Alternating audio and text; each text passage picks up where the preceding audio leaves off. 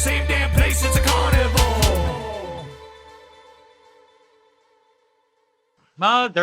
Really? 3 words in, Jeffrey? Hey guys, welcome to the carnival Hey guys, welcome to the carnival with BKEN and JEFFERYJOHNSON. I'm your host, BKEN. As always, we're here with Jeffrey Johnson, who is your co-host. The first thing I have to get out of the way is something that's very dear to my heart, and I absolutely hate to have to even say these words, but to one of my heroes, rest in peace, Neil Peart. Neil passed away a couple days ago. You know what, Jeffrey? You're absolutely right. Let me go ahead and get a shot going as well. I wasn't going to drink during this show, but, you know, this is a celebration to Neil's life. And without Neil, I would not be the man I am today, nor would I be the musician. I have been a Neil Peart fan since I was a very, very young kid. My dad introduced me to Rush when I was probably 5 years old, 7 years old, somewhere in that range. And I have been an extreme fan ever since. He was the greatest that ever lived, in my opinion. And we're really going to miss you, buddy. So I'm going to go ahead and pour a quick shot to Mr. Neil Peart. And we're going to get this done because we have a great show for you guys today. And I can't wait to get to it. But before we do that, let's show our respects to one of the most brilliant musicians who's ever walked the face of this planet. Then, now, or forever.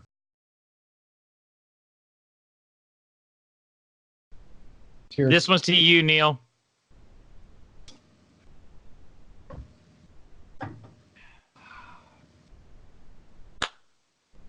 So, guys, we have a great show planned for you today. Just like we told you in episode 2, we are going to be talking about Formula 44 and what not to do as a band. I just wanted to ask real quick, Jeffrey, was that moonshine in some squirt? It was, but I'm taking it easy today. I'm drinking absinthe. So, you know. You better calm down, sweetheart. Yeah. It's got wormwood in it. He said too, absinthe. So. This fool said absinthe. You know, trying to stay sober today.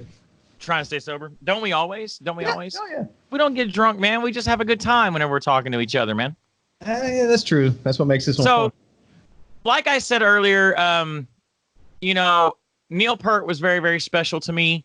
And I was very, very sad. It took me a little bit extra time to make this podcast because I did have to mourn, I'm not going to lie. And it was Neil Peart. I'm a drummer at heart. Jeff will tell you that. I'm a drummer at heart. I do vocals now because I had an accident happen and I got hurt. And so I can't play drums like I could before. Just a little, there you go. There's some BKEN for you. But I would like to say that without that particular human being living on this planet, I wouldn't be the musician I am today. So with that said, thanks, my friend, and we'll see you on the other side.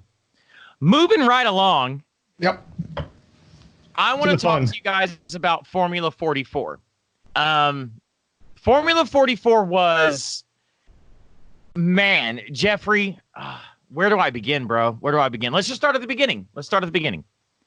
I think that the very first... Well, here, hold on. I got like some pictures, so sorry for listening to this. I got some pictures that I've put together that might help explain this story a little bit. So what do you mean? I just pictures from the past. So I'm a digital hoarder, so I've kept everything from 2005 forward, and actually stuff that's older, so... No way. I can go ahead and put these pictures up, and maybe it'll help explain. Where'd you get these pictures from, Jeffrey? And honestly, I have not given my permission to have any of these shown. So what are you talking about? These are from MySpace. These are from old digital cameras. These are from probably disposable cameras. There's no telling where all these are from, but we've kept a lot of stuff. I haven't kept anything. Are you really telling me? You're right. I have.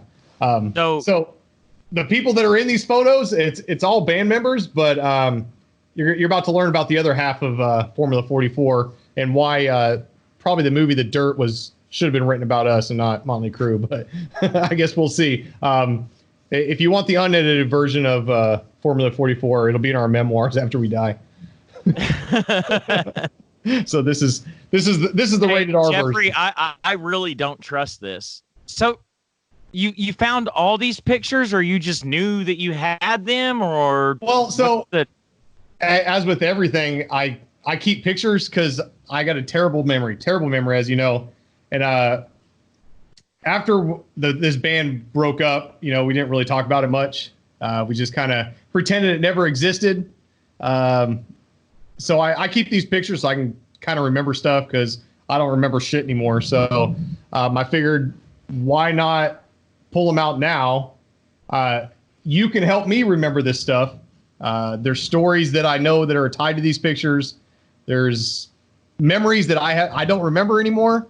There was a lot of alcohol during these days. You know, that's kind of, you know, I went to rehab and all that stuff. So, well, I mean, that's why we didn't talk for a couple of years. We talked about that in episode 1 as well. Yeah. Right, I mean, so you and I both turned to alcohol during these days. And I mean, honestly, that's why I'm kind of, I mean, you're surprising me with this, bro. Like, I'm kind of like, so I think it's going to be, what are you about to show, Jeffrey? What the fuck are you about to show? Well, I think it's going to be therapeutic for me and fun for everybody else. So.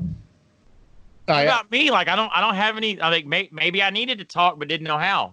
Yeah, maybe it's a surprise for both of us, I guess. So. Oh, well, guys, I'm not gonna lie. I'm not gonna lie. I am nervous. I have no guys about to show me. I don't know what's about to go down. You know what, Jeff? Brother, so, do your thing. If you're listening to this podcast, you know, as a podcast and not on YouTube, then I'm sorry you're gonna miss these photos. But go to the BKEN YouTube and you can watch this thing in its entirety. So, Jeffrey, if they are listening in on a podcast on Apple or whatever platform you're listening on, if they are listening in, what can they actually type into the search bar on YouTube to find this? Because I know that if you do youtube.com/ and there's a whole long number for my name, so which is weird. Yeah, just go to BKEN, search BKEN, B-KEN, The Carnival. You can't miss it. It's everywhere. Outstanding. Yep. It's easy to find. Start with episode 1 and you'll figure this all out. So, but if you are listening in on the podcast, I definitely appreciate it. I can't say thank you enough. I guess Jeffrey has a big surprise for me with these photos. So let's just, I mean, do you want to just jump into them and let's just start rocking and rolling? Yeah, might as well. Oh my. Wow, Jeffrey. Wow, what a surprise. So this is the entire band. This is Formula 44.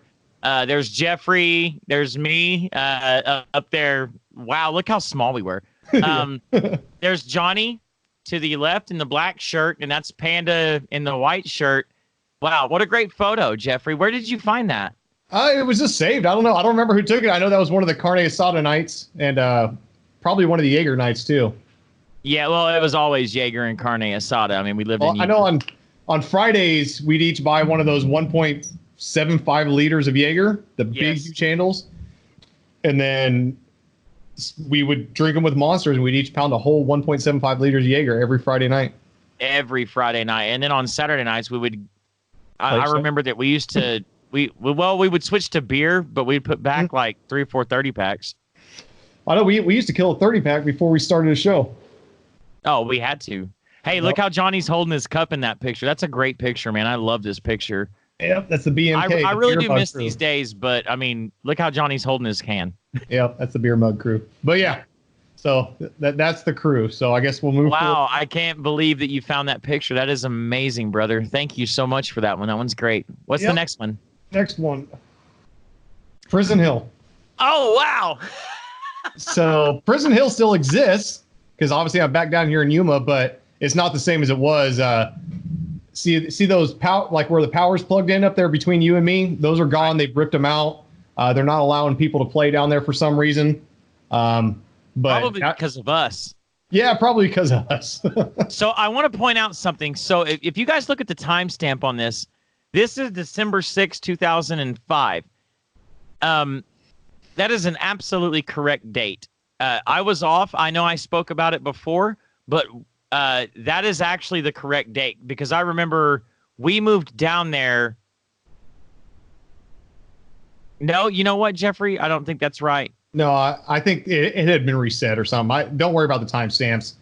We didn't know how to use electronics back then, but it was like No, Not because you came down around 12/6. No, matter of fact, you were there January 1st because you spent New Year's night with Leah and I at the bar. We were at the Anchor Club in Oklahoma City. I remember that. And then we went back to the hotel. You remember that? Yeah. So that was New Year's Eve. And then we spent New Year's Day, and then it was like January. It was like a week later. So it was like probably January 7th, January 8th. We loaded up our little bitty white car, put the kid in the back, put my drum kit in there, loaded up everything we owned, and drove to Yuma and moved in with you. Because we were living with you no later than probably January 20th. Yeah, because I came back from Iraq in May of 05. And then I went home for Christmas of 05. Mm-hmm. And then that's when I split with my ex. And that's also when, because you came were out, here. So that date is incorrect, but not by much. Not by much. That's a couple weeks back, but it was the end of December 2005.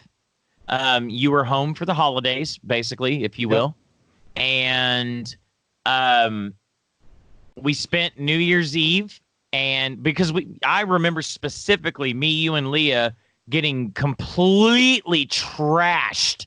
Completely destroyed in that hotel room that night. And that was New Year's Eve 2005. So 2006 rolls around, it's January, and it was not a week after you left, because you left like January 3rd, January 4th. You had you because you got stationed in Yuma. And so you had to go down there, and you had to be there by like the 7th or 8th. So you left. And I was already there. I was already there because I just come back from Iraq. Oh, yeah, that's right, because they stationed you there as soon as you came back. Yeah, exactly. So you just came home for the holidays, but that's right, because you already had the house. Yeah, I already had the house, so we were going back to live in the house. That's right. And a week after you left to go back because you had to report in, Leah and I were like, nope, we're doing this. And we drove with the baby and my entire drum kit and everything we owned from Oklahoma, from Little Axe, Oklahoma, because we were living with my mom at the time, from Little Axe, Oklahoma, all the way to Yuma, Arizona. And we started the band. And we started the band. We started recording. We started writing immediately. This show happened at Prison Hill 30 days after I got there. So if I was there, so this was more like February. So this camera, when you guys see these photos out there, remember that these dates are not absolutely correct. They're a couple months behind because this show would have been around the middle of February. So this is about a month and a half, or I'm sorry, 2.5 months behind. Yeah. So if you were in Yuma in February 2006, go ahead and start talking to us in the comments. I'd like to hear your thing. So this was our very first show out in Prison Hill, and you can see there was actually people that showed up. We had a lot of people there. That's just behind you. That's almost backstage right there because all the amps and everything. No, that's bands. That's a lot of people. The other side of the crowd was really crazy because, I mean, Yuma's not that big. Jeffrey, how big is Yuma? During this time of year, close to 210, 220,000. Yeah. So, I mean, and there's not a lot to do there. We promise. If you've never been to Yuma, there's not a lot to do. So we actually went out to, Walmart's. We went out to, the one and only shopping mall they have there. Jeffrey and I spent a lot of time out in public promoting this show. Immediately, the very first night I was there. So here's a cool story. So the very first night I was there, a couple things happened that were really, really cool. I remember, Jeffrey, do you remember what happened the first night I was there? When we went to Walmart? Yeah, the night we went to Walmart. What happened? So Leah and I show up in Yuma about 5 o'clock in the afternoon. We get to the house, we unload some of the basics, our toiletries, the drums. The drums, obviously, the things that we were going to need to survive. And I look at Jeff and I'm like, look, we just drove across the country. I didn't bring any weed. So here's a little bit of insight, guys. We promised you guys honesty and being raw. So here's the story. I said, Jeffrey, I don't know how to get any weed. I don't know anybody here. And Jeffrey goes, dude, I'm in the Marine Corps. I don't smoke at all. What do you want me to do? And this is 2006. There's no legalization anywhere. No legalization at all. And Jeffrey looks at me and he goes, bro, I don't know how to help you because I have no clue. I look this dude in his face, and Jeffrey, what did I say? I know where to find it. Let's go to Walmart.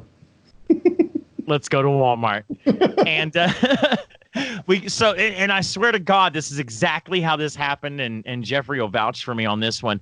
We walked into the grocery side doors. The produce. We were in the produce. Yeah, we walked into the produce side of the Walmart. I looked around for nigh on 30 seconds. It couldn't have been 30 seconds. I walked up to this guy that was looking at tomatoes or onions or something, and I said, "Hey, bro, where can I get some smoke?" With the most sincere voice that I can use, this guy looks at me and goes, "You got a piece of paper and a pen?" And I knew what I was doing, so I was prepared. So I said, "Yeah." He said, "Call this number in 35 minutes, and I got you." I was like, "All right." So we go back to the house. We get the things we came for, toiletries, and I think we came for some food or something. No, we went for beer. So we're at this Walmart, and this guy gives me this number, says call him in 35 minutes. We get what we went for. We got beer, cigarettes, whatever. I think we got some food. I think Leah was hungry, so we got some food. We go back to the house. 35 minutes goes by. I call the guy. He says, "All right, man, here's an address. Put it in your GPS. Meet me here, and I got you." I was like, "All right, man, I got like $60." He was like, "All right, cool. Just pull up. I already know you're coming. I know how long it's going to take you to get here. And once you get to this gas station," he gave me the address to a gas station, by the way. Remember? Yeah. We met him at the gas station, and he was like, "All right, now follow me." So we follow him, and we pull up in the road, and he gets out of his car, and he's like, "Hey, man, park on the curb right here." He showed us exactly where to park. Yep. We're like, "All right." So we park there, and I swear to God, this is exactly what Jeffrey and I see. Jeffrey, do you remember this? I don't. So what we see is a party going on at this house. And there are like literally like people in the front yard, and they're drinking Coronas, and they're just having a great time. And, Jeffrey and I are little country boys, and you'll see in just a little bit, if Jeffrey has any of the photos that I think he might, you'll see in a little while how small we really were at this time. I don't know, but I'm going to assume that if Jeffrey and I are in these photos at all, we were super tiny at that time, man. Like we were little bitty. We were both 22 years old. And that's, by the way, that's where the name Formula 44 came from. We were both 22. So we put it together, had 44. And I was like, "Hey, Formula 44. And I just thought it was like the catchiest name I've ever came up with, Formula 44. Anyway, sorry, I got off on a tangent. But so we pull up to this house. This party's going on. We sit out there for, it was at least 20, 30 minutes. I gave him my $60. We're out there, and Jeff's like, "Bro, we gotta go. We gotta go. We gotta leave. We're gonna die." And I'm like, "Hold on, let's just wait. I need this weed." This dude walks out of this house and walks up to the car. He has a handful of weed. I remember that. It's not in a bag. It's a hand. It's a hand. I think it's a stacked handful of weed. Like $1,000 worth. As much as, no, it wasn't $1,000, but I gave him 60, and he probably gave me. And you know what? Honestly, at the time, I was like, okay, that's about $60 until I got it back to the house and examined it, which is where we'll go in just a second. Yeah. But he hands me this entire handful of weed, and I'm like, "Bro!" And Jeff's like, "Oh my God!" And I'm like, "Whoa!" And so he's like, "Here you go, man. See y'all later. Get out of here." And so we're like, all right. So Jeff hits the gas. He's like, "Oh, I'm gone. Dude told me to leave. I'm out." So Jeff just punches it. I've got this handful of weed. And I had to use two hands because I'm tiny and this dude's way bigger than me. So I have like this much weed in my hands. And the only thing I knew to do with it was shove it into my pocket. So I just shove it down into my jeans, right? And Jeff's like the whole way home. And it's only like, 6, 7 blocks home? Yeah, it's not very far. And the whole way home, he's like, "Man, if we get pulled over, we're going to jail because I could smell that so bad, dude. We're going to get fucked." I was like, "Dude, it's not that far." We get home. I pull this weed out of my pocket. And this shit... You ever looked at Mountain Dew? Yeah, it's neon. It's neon green. To this day, and I have been smoking medical even today. I firm believer that it helps me a lot with anxiety and a lot of whatever. I don't have to justify myself. Fuck all y'all. But what I'm saying is this shit right here was the greenest, most tastiest, most ridiculous smelling weed I've ever smoked in my entire life. I smoked on that weed for 4 weeks straight by myself. Then, a lot of things happened, and I never talked to that guy ever again. Yeah. I texted him one other time. I got a text back that said this phone is no longer in service, and I was like, "Fuck, new phone, who dis? Who dis? New phone, who dis?" That's funny. All right, so what's that next picture, Jeffrey? All right, let's go to the next one. So. Oh wow, that was Prison Hill. I do remember this. That was Prison Hill. That was me and you. That was the very first show. Oh man, hey, remember we talked last episode about those ahead sticks? There they are. Oh yeah, those are the ones that destroy symbols. It destroyed all my symbols. Yep. But that's Prison Hill. Yeah, I do remember this one. I know the last picture we showed was there. Wow, look how small I am. Look at all your piercings. Yeah, I had my eyebrow was pierced in, my lip was pierced. Moving on. All right, moving on. All right, so there's Justin. There's Mr. Bushbacher. That is one of my heroes right there. I love that guy. And Justin, if you're watching this, you are absolutely one of my heroes. You have been since high school. You're one of the most stand-up people I've ever met in my entire life. In this picture, his stage name is Cowbell. We always called him Cowbell, and that's what everybody in Yuma will know him as. That was one of the greatest covers we ever did. It was. We actually covered Fishing in the Dark, and Justin actually played the cowbell during that song. It was amazing. It was a really, really great time. It was a cool rock version, too, so maybe there might be a recording out there I'll see, but I highly doubt it. So. Yeah, I don't think that one was ever recorded anywhere. Yep. All right, so that was Prison Hill. That was Prison Hill. Oh, my God. Speaking of Prison Hill, we met Johnny Anaya. Mr. Johnny Anaya. Wow.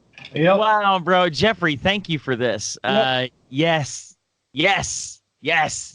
Johnny Anaya, one of my best friends ever in the history of my life. One of the best musicians I ever had an opportunity to play with. Obviously, one of the goofiest fucking humans on the planet, but Johnny was absolutely amazing. This photo is great, Jeffrey. This is an amazing photo. Oh, yeah, hey, that's a great picture of the mirror. Remember the mirror that you drew Formula 44 on? Yeah, that thing lasted a while. Huh? Yeah, that thing lasted a while. We took it all over. We did. We took it to every show. We took it a lot of places, and that was right after you drew it too, because it was in every place we got evicted from. All right, next photo. Moving on. All right, so here's more Johnny. That was another band we used to play with. I can't remember his name, but the name of the band was Inset Sky. Chris, yeah, it was Inset Sky. They used to do Battle of Bands here. They won a Battle of Bands out here, and we actually played a lot of shows with them. We were really good friends with that whole entire band. We always partied together. God, and they were super young but super talented. Yeah, they were great. Super great dudes though. Yep. And that's a great picture of Johnny since we're talking about him. Wow. Yep. Another one. That was it. Like our jam space we had to get, and if you can tell what it is, it's a storage. That was after the house, but we'll get to that later. But that is a great picture of Mr. Anaya. Yeah, I love that picture. He was so hammered. Look at it. I guarantee that blue cup you see in this picture, I guarantee you that had vodka in it. I guarantee tequila or something. Yeah, there's no telling. Actually, no, Johnny drank tequila. You're right, Jeffrey. Yeah, that had tequila in it. There's no doubt. Yep. So if you're looking for a bassist up in Phoenix, hit up old Johnny Anaya. That guy can shred on the bass. The old pluckety pluck. The musicians I've ever played with. Yep. Incredible guy. And that's me and Johnny in our emo days. Was this after this was later on, right? Yeah, this was after Formula 44 broke up. Okay, cool. We will get to later, and that's an incredible story, and that's actually the part of the story that Jeffrey and I need to talk about. Oh my God. So this is a two-part joke. So Panda, he still lives here in Yuma. I've been talking to him. He was our drummer, and this was probably the first meme ever on the internet. And I'll show you why. Because 2006, right? Yeah, Panda likes to chug, Panda chug, and then we turned him into Panda. We actually made it. Wow, you put the hair on. I think Johnny made all these. Johnny was quite the meme lord back in 2006. Oh my God. You put leg hairs on him, and wow, that is absolutely great. Hey, Yep. Jeffrey, since we're on this picture, when you are absolutely the kid in the green shirt because you're the only one that had blonde hair. I should be bald, but yeah, you're right. I didn't have black hair. That's you. And then I'm gonna say probably the guy in the orange and brown is me, and then the yellow and green guy is probably Johnny and Aya. Yep, probably true. And you see, this was definitely made in paint. Oh, absolutely. Yep. No, well, this is 2006. Like technology, not what it is. There he is. Yep. So there's Panda. That's why the hair is so funny. Wow, where did you find that picture? Yeah, lots of digging. So there's some. He looks so good. Hey, he could jam. And Panda was a beast. His double bass skills were insane. Yep. And he was the youngest member of the band. We were 22. What was he? 20? Yeah, something like that. He's pretty young, but he was the youngest member of the band by at least a year and a half. Yeah, because I remember he wasn't quite. Actually, didn't he turn 21 while he was in the band? Yes, I believe so. I think you're right. Yeah, and we had a huge fucking party for him. Yep. That was great. That was a great party. There's another.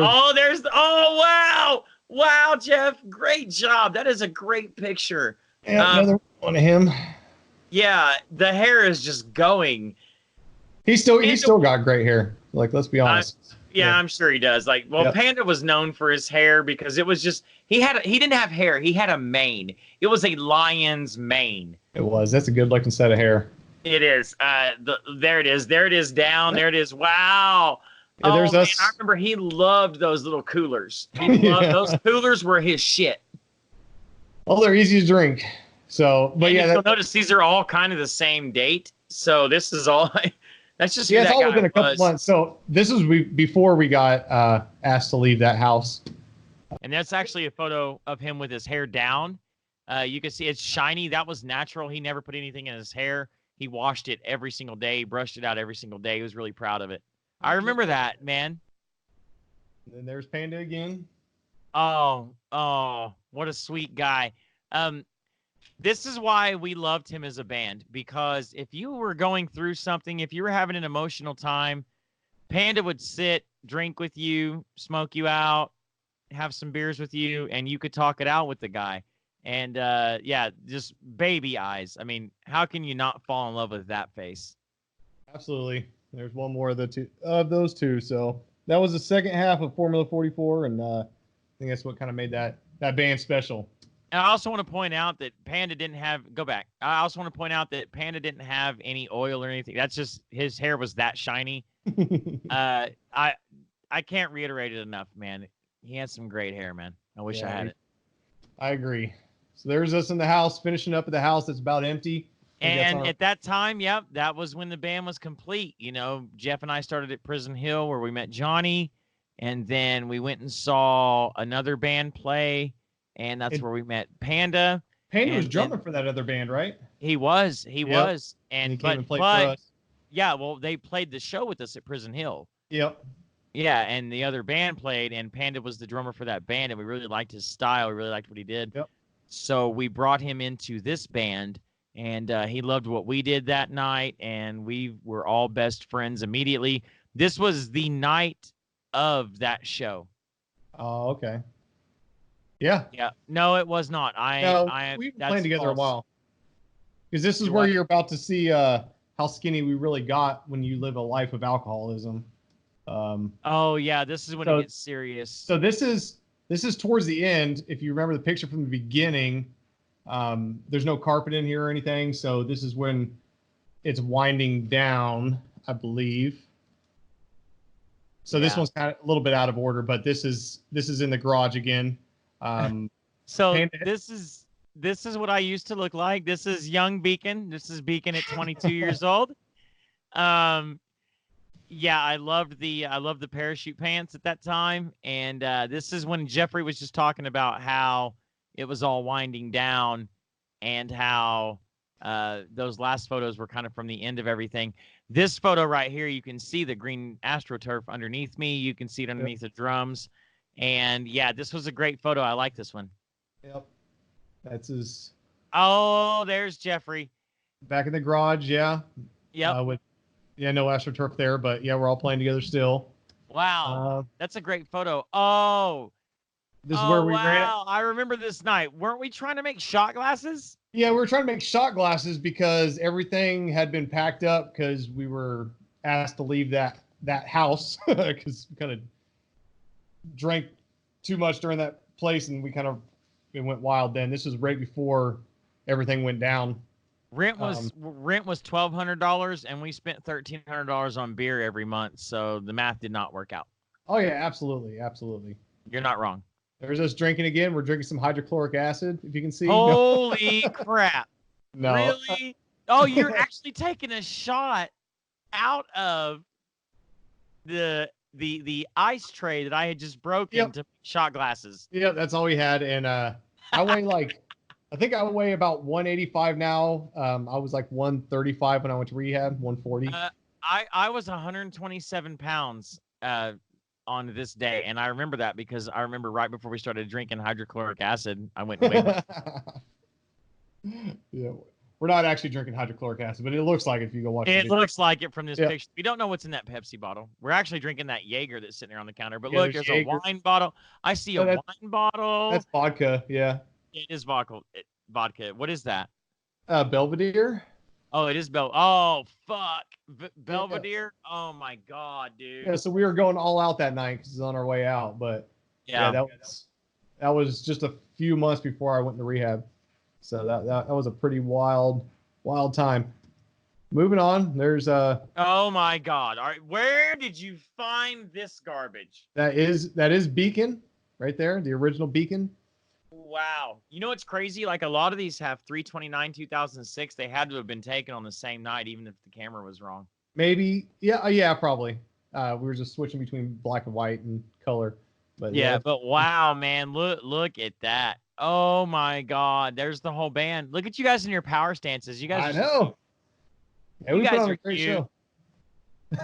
No, we really did. We always have though. And the music from this project, just so the audience knows, the music from this project was absolutely wonderful. In fact, we have a surprise coming up for you guys at the end of the podcast, and I really can't wait to get to it. But I'm really enjoying this. Jeffrey, thank you so much for getting these pictures, man. I'm really enjoying this.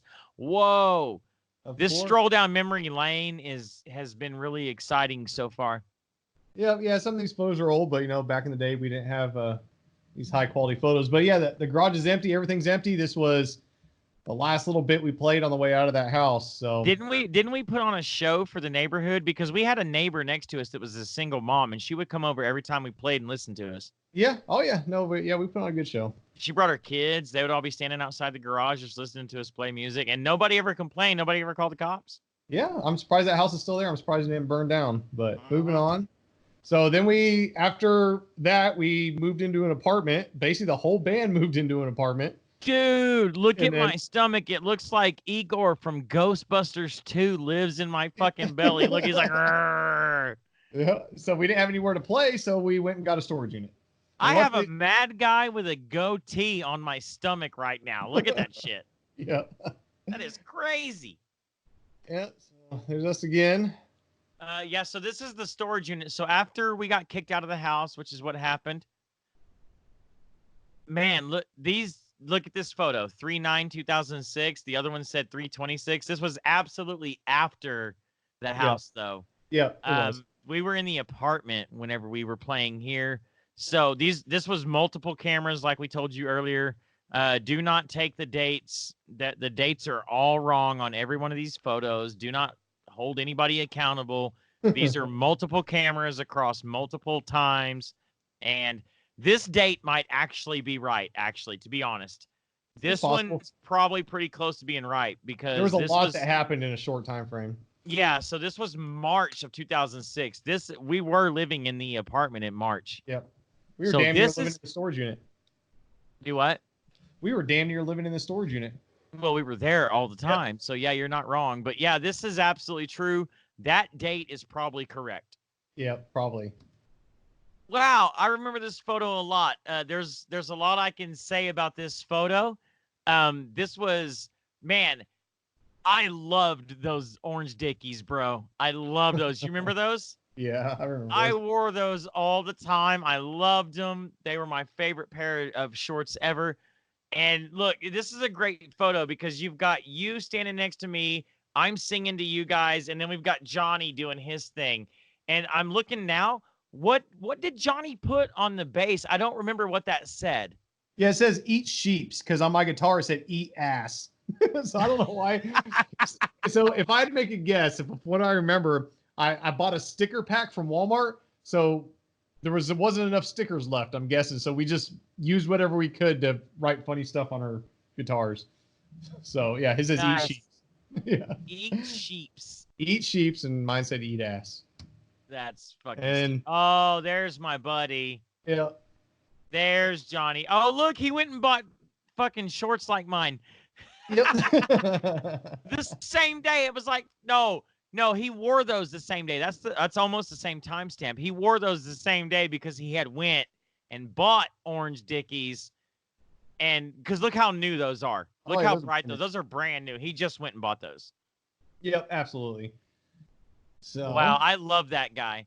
Wow, Jeffrey. Really? Yeah, so that's Really? me. I had just been in a motorcycle accident. And Is that what's wrong with your elbow? yeah, my elbow, my stomach. Yeah, so I slid down the interstate on my motorcycle. Nice. And I guess I needed some nicotine. But yeah, I never missed a show. Never You missed did a miss practice. I think you got out of the hospital like an hour and a half before that. Yeah, those are super fresh. You Yeah. can still see it. I didn't go to the hospital. I took the girl that was riding with me. I took her to the hospital, and I didn't go. And then I came straight there. So there's still dirt on me that's asphalt. Nice. Yep. Hey, we had practice. I couldn't miss practice. Right. Look how skinny you were. You were about to die. I was about to die. Yeah, on the verge of death.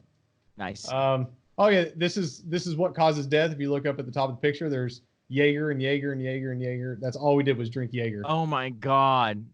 Yep. That and honestly, this picture was probably taken at least a month after the top of the counters looked like that. Yeah. We drank so much. And I'll say, that's kind of, and I want to point this out, guys. So just so we're sitting here on this on this picture, and I want you guys to know that this is exactly why we're telling you what not to do as a band. Oh yeah. That is not something I'm proud of. That picture is not something that I ever want to be able to brag about again. That is a very sad picture, if you ask me. I think Jeff can agree. Yep. We almost killed ourselves, guys. It was really, really bad, and that's kind of what this whole episode is about. And we're gonna get into that. We'll absolutely get into, some of the things that you shouldn't do because that's what this episode is all about. But that picture right there kind of hits me hard, Jeffrey. Yeah, it was a pretty brutal time, to be honest with you. I mean, that was the end of the road for Formula 44 and the end of the road for friendships and bandmates and all kinds of stuff. I mean, relationships, everything had completely gone to shit. Yeah, it was nasty, nasty, nasty. And guys, we haven't shown you everything. We've shown you the PG stuff. We've shown you today the surface. We will absolutely be making a documentary. We will absolutely be making a documentary about Formula 44 in the future. And when we do, you will hear the entire behind the scenes aspect and the entire behind the scenes perspective from both Jeffrey and I. We will do that documentary soon, and we will figure out how we're going to distribute it, but we will absolutely get that, guys, to you as soon as we can. But for now, let's move on to the next photo. So if you know someone from Netflix, you let us know. Hit us up because we have a great story to tell. Hit us up for sure. Oh wow. So yeah, I think this was the last show we ever played together in Yuma. Probably was, yeah. This we were hired by some college students to come and play their final like spring, or no, this was the end of summer. That's what it was. Yeah. Or end of fall, wasn't it? Like coming back into the new semester. I couldn't tell you, to be honest with you. Yeah, because I pool was left in open. July. I left in July. Like I left like a week after this. Yeah. Okay. So this was at the end of the summer. This was some college kids hired us. They had seen us play live and they really loved us. They wanted us to come play. And this was at the end of that. Look how I want to point out here. Look how skinny my shoulders are. Look how my bone was popped out, my veins. We were not healthy people at this time, guys. No. And that's kind of what this whole entire episode is about, like what not to do as a band. You cannot drink as much Jaeger as we showed you in the last clip and be healthy enough to play shows like this. And there's a great story that goes with this show, but we're not too proud of it. There's Jeff, and as you can see, behind you, oh, there's the eat ass. Oh yeah, there it is. Yeah. I didn't even Nice. have an A. All I had was the at symbol. Yeah, it's an ampersand. Yeah. And no, it's not an ampersand. It's just an at symbol. Yeah. But behind you there, as you can see, that bar, that was a full bar. There was alcohol. Huh? There's like 2 kegs in there. There's 2 taps. The other one's off to the right. Yeah, and there was also a bar at the end of it that had like 3 or 4 bottles of liquor in it. Yeah. Oh yeah. Yeah. So it was a huge party. As you can see, the house is pretty big. This is just the patio. And what you see behind Jeff there is just the guest house. These were some rich kids from Yuma. They were college students, and it was their, end of summer bash, going back to school, last big shindig. And they hired us. They actually paid us like $400, but we drank way more than that night, so nobody made a profit. Yep. What's the next picture? The next picture is one of the last pictures of the full band. Oh my God. Look at us. Yep. This was, wow, what a show we had. What a show we had. That Gatorade bottle that you see behind, that Gatorade thing that you see behind Jeffrey is not Gatorade. It's like Hunch Punch. Yeah, it was really, really, really nasty. This was a very, very fun show. That was the show. God damn it. All right, no, I'll explain that one in a sec. In 3, 2, 1. That was the show that I almost died. Do you remember that? Yeah, you thought it'd be a good idea to do a backflip into the swimming pool off a folding chair? Yeah, and I didn't realize how smooth the surface was. So the folding chair, as soon as I pushed off, just slid out from underneath me. And I almost hit my head on the side of the pool, and I did a major backflip. Like I was high up in the air. Yeah. It was pretty bad. I remember I lost my ring. The crazy thing is I didn't even get undressed. Like my wallet was in my pocket. Like it was the middle of the show. Wow. Yep. It was right after this actually that I went and jumped in the pool, because the other pictures that I've seen from this show, I don't have a shirt on, because I remember I took my shirt off and I dove into the pool. Yeah. Yeah. Neither do I for some reason. Yeah. That's kind of crazy. Yep. So, and then shortly after this, I think a week after this, Leah moved back to Oklahoma, and I think a week after that I did. So 2 weeks after this, I left the band, and it was a very sad time for everybody. It was, man. Yeah, it was a complete falling out, and then we had a huge falling out, but a lot of it had to do with alcohol and tempers and egos. And like I said, guys, we lived as rock stars during these days. We really did. And like story was us. We started an emo band after you left. Oh wow! Wow! Look at you guys, all gay. No, we were just super emo. It was a sad time there, and this was just a few weeks before I went to rehab, and we were trying to just keep something together. I mean, look at Panda. Panda even flat ironed his hair. Like we were super emo.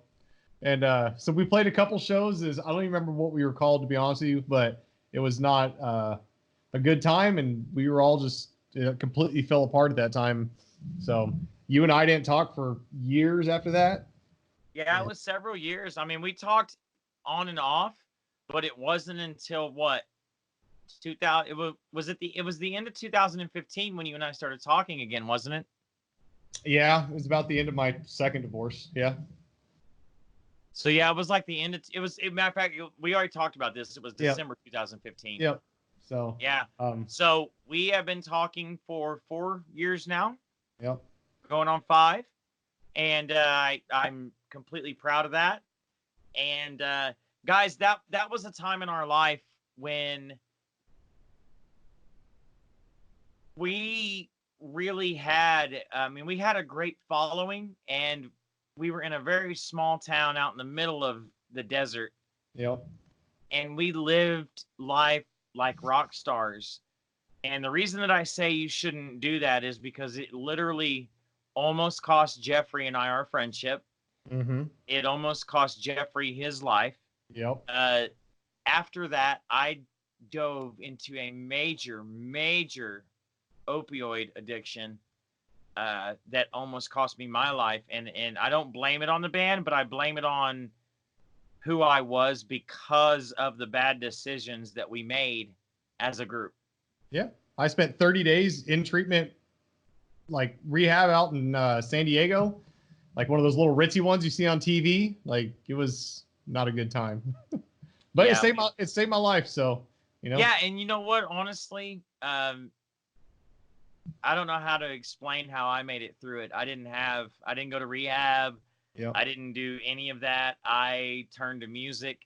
As soon as I got back to Oklahoma, I started playing with THOMASGREEN again. I met THOMASGREEN right after I got back to Oklahoma. And we started Ghosts with Guns, and that turned into 10, 11 years now of friendship. Yep. So, well, I mean, honestly, it's 2020. That would have been 2006. I would say a year after that. So, I mean, Thomas and I are looking at 12, 13 years of friendship. Yeah, well, that's good. So, and I still play music with the guy today.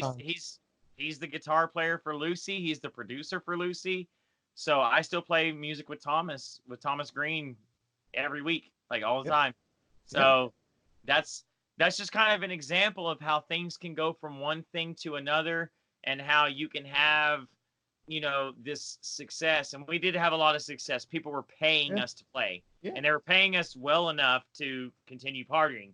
Right. Yeah. And I mean, speaking of moving one thing to another, like with us in BAILEYCOURT, we have kept a song from Formula 44. Well, I mean, it was Unforgiven. Yeah, we already talked about it. It was Unforgiven. No, we already know that. Yeah, well, that one was from Stereotyped Youth, but Formula 44, we did Torment and Worship. And you're right. You're right, Jeffrey. You're absolutely right. We have kept that song because it was such a great song and such a deep song. And I've actually got the original version. What? Yeah, with Formula 44. Whoa. So No. Are you about to embarrass me? Well, this was you have the original track of Torment and Worship. I do. And oh my God. Here, I'll play just a little bit of it, and then we'll compare it to the BAILEYCOURT version, which obviously isn't out yet, but this is the only place you can hear it right now. So so you're going to play both versions? I know we're working on the BAILEYCOURT version right now, and we've been doing a lot of work in the studio on that one. We don't know when it's going to be out, but it will be this year. But you legitimately have the original track? Yeah, I got it. It's right here. Here you go. Wow.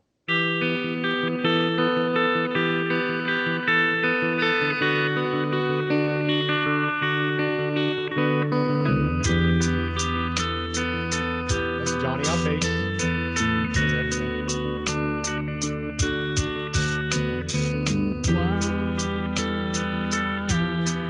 Why does it seem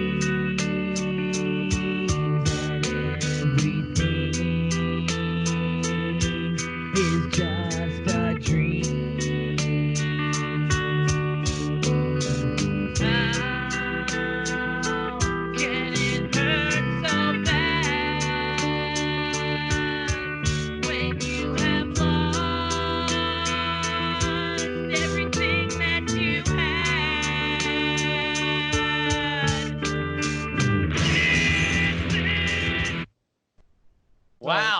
Yeah. Wow, where did That's- you find that, Jeff? I have saved all that too. It is. That is amazing. Wow, Yep. the recording is horrible. Oh, absolutely. I mean, that was one of the first things we ever really sat down and tried to record. Yeah, it was. Yeah, man, wow, I remember writing that, man. Like that's so surreal how good that feels to hear. And then of course we have a BAILEYCOURT version that we put together. And I guess you said you were going to play it now. Yeah, I'm not going to say it's any better, but this is what the evolution of a decade or so, can do. And it's amazing that this song can transcend multiple bands, all this bullshit that's happened over the years that we're like, you know what, this song is still relevant. And here's that one.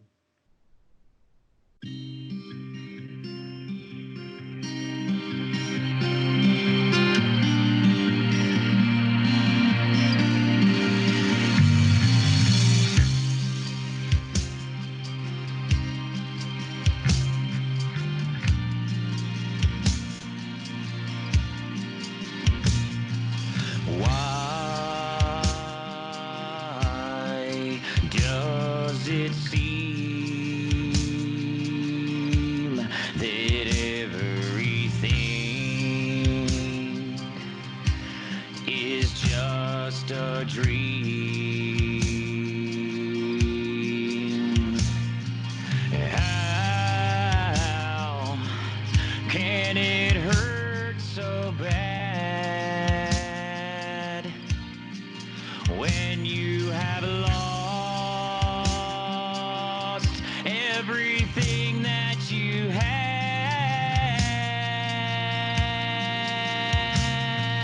This is me, so unable. So, yep. Yeah, New version so of there's some new music coming out, guys. This year's going to be great for us. Yeah, it is. And absolutely can't wait. But that's the story of Formula 44 and how that all went down. That's the PG version. But That's the very version. PG, very right now version of it. Yeah. We will absolutely let you guys know when we are going to put out something that will go further into detail. That's going to be a lot later on down the road. But we definitely want to say thank you so much for going through that journey with us. I know that I had a surreal experience. I got to go back into time. That was a very, very cool thing for me. Thank you so much for putting that together, Jeffrey. That was really cool. That was a great surprise, man. Thanks. Of course. We You're appreciate that. I appreciate that a lot, man. That's really cool. And I want to give a quick shout out to Rock for Wishes. It's another nonprofit here in Oklahoma. You guys know that we founded the One Note Hope Foundation, so I want to give a quick shout out to Rock for Wishes. I actually have one of their shirts on. Let me see if I can get you guys a better view of it. Nice. So these guys have been around since about 2015, and Rock for Wishes actually sets up shows local. They'll get local musicians to come in and play shows. People can donate money to specific causes. For instance, Lucy played a show for a guy who had gotten in a bad car wreck, needed some help with some medical bills. So Rock for Wishes set us up, and we went and played a show where all the money that was raised went to like medical bills, to help him with, household bills, because the guy was a hardworking man. And once he got in that car wreck, he couldn't work anymore. So providing for the family became difficult. So we went out, we played a show. These guys do great work around Oklahoma City. Just look them up, Rock for Wishes. And they're a great, great organization. It's run by Hunter Kennedy. He's not just a friend of mine, he's my cousin. But he does a great job. That kid works so hard, and he actually helps out the community and does the right thing. So I wanted to give a quick shout out to Rock for Wishes on this episode. You guys have been fantastic. You guys have been wonderful today. I hope you guys enjoyed the show. Jeffrey, do you have anything to add before we get off the air here? I don't. Sorry it took so long, but that's a long story, and it was fun reminiscing. So the next one will be shorter, hopefully. But who knows? Maybe not. Maybe we'll just keep pushing on. So we'll see what happens. Yeah, we'll see you guys next time. Once again, my name is BKEN. This is Jeffrey Johnson. Thank you so much, DJ-Ango. We love you to death. We'll see you guys next time. The next episode, we are going to introduce 2 different sections. The next episode, we're going to introduce a section that we like to call Raw. We don't know it. We haven't named it fully yet, but we're going to introduce this section where Jeffrey and I are basically sitting around one day and just decide to start recording, and there's no telling what'll come out. It's not in the studio. It's raw. It's going to be amazing. We're also going to try to introduce Jeff Quest, which is going to be a segment where Jeffrey sits down with some local musicians across the state, or maybe across the country. Who knows? Who knows who will get in on that? And he's basically going to ask the hard questions that everybody wants to know, but nobody wants to admit. So we're going to kind of sit that down. We got a couple local bands coming up. I know Cyanide Hook. I can't wait. Those guys are going to be great. That's going to be one of the Jeff quests that we do. We're also going to get a Dying Art in here. And I think I don't really want to let the cat out of the bag, but based on a conversation I had just about a week ago, we might be able to get Thomasgreen from Lucy. Now I know that I'm in that band, and why not just interview? No. If we can get Thomasgreen in here for an interview, that will be an amazing time. So once again, thank you guys so much. Thank you to the One Note Hope Foundation. We'll see you guys next Wednesday. Peace. Later.